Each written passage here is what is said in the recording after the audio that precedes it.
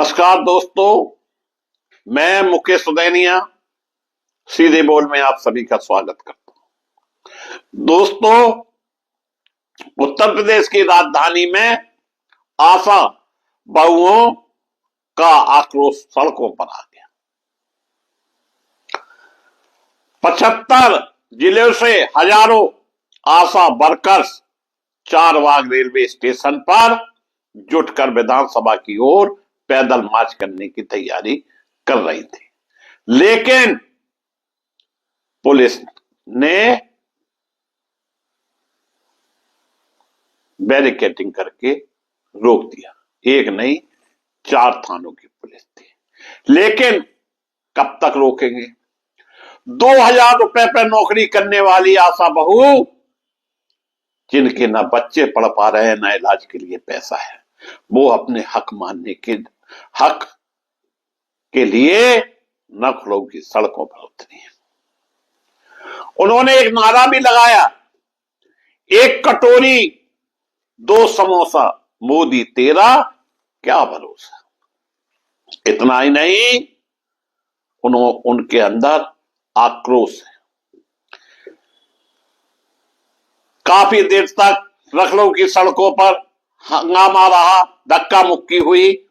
ठंड की कड़ाके की सर्दी के बावजूद कार्यकर्ताओं ने जोरदार नारेबाजी की और धरने पर बैठ गए।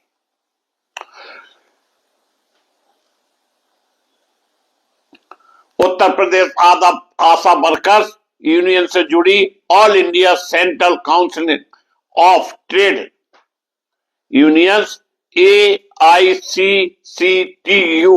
के बैनर के तले यह प्रदर्शन आयोजित किया गया। आशा बहनें लंबे समय से अपनी 5 सूत्री मांगों को लेकर संघर्ष कर रही हैं, जिसमें मुख्य रूप से मानदेय में भारी बढ़ोतरी, नियमितीकरण और अन्य सुविधाएं शामिल। प्रदर्शनकारियों ने यह भी नारे लगाए, 2000 में दम नहीं, 20,000 से कम नहीं डरेंगे घुड़की से, खींच लेंगे कुर्सी से। यह नारा उनका उत्तर प्रदेश के मुख्यमंत्री की ओर इशारा कर रहा था। आशा वर्कर्स का कहना है कि विभाग और सरकार उनकी समस्याओं को लगातार नजरअंदाज कर रही है, जबकि वे स्वास्थ्य सेवाओं की रीढ़ है। गांव में जितने भी काम होते हैं वो आशा बहु ही करती हैं। और ईमानदारी से बताइए, क्या 2000 रुपए में इनका खर्चा चलना संभव है? क्या बच्चे पढ़ा लेंगी? लेकिन देश में इसके लिए कोई भी ना तो योजना बनती है, ना उनकी तरफ देखा जाता है।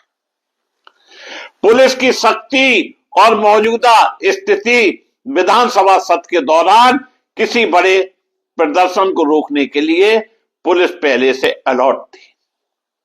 जैसे ही आशा वर्कर्स स्टेशन से बाहर निकलने की कोशिश करने लगी, दोस्तों, चारों ओर से बैरिकेड्स लगा दिए गए। इससे कार्यकर्ताओं और पुलिस के बीच तीखी नोकझोंक भी हुई। स्थिति नियंत्रण में रही। फिलहाल सभी आशा वर्कर्स चारबाग रेलवे स्टेशन परिसर पर ही धरने पर बैठी और नारेबाजी जारी रखे हुए हैं। उनका इरादा मांगे पूरी होने तक पीछे नहीं हटने का है। पुलिस ने रोका आशा कर्मियों का विधानसभा की ओर मार्च। आशा कर्मियों ने रेलवे स्टेशन के बाहर की सभा भी की। आशा कर्मियों की न्यूनतम वेतन, सरकारी कर्मियों का दर्जा, EPF,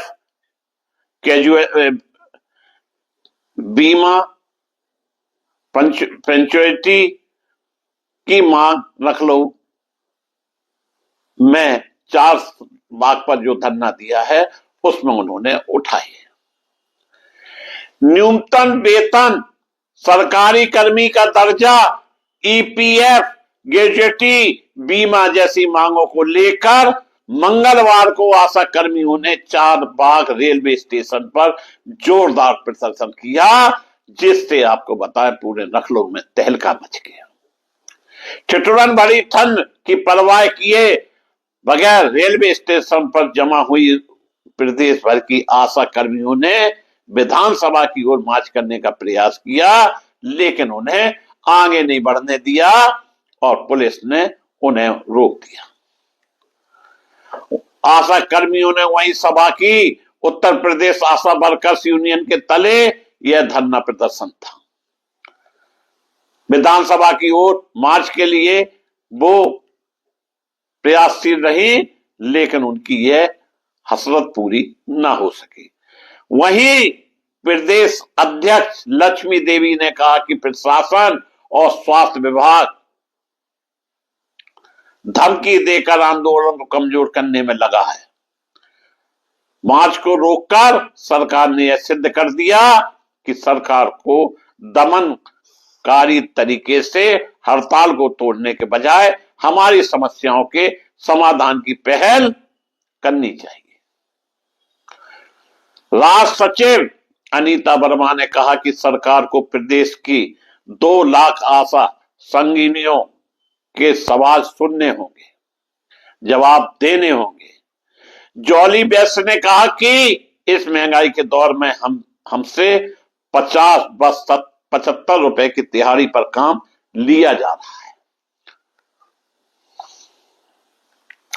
दोस्तों, 2000 रुपए माह के मानदेय से हम किस बाजार में जाकर महीने भर का राशन खरीदें, बताए सरकार।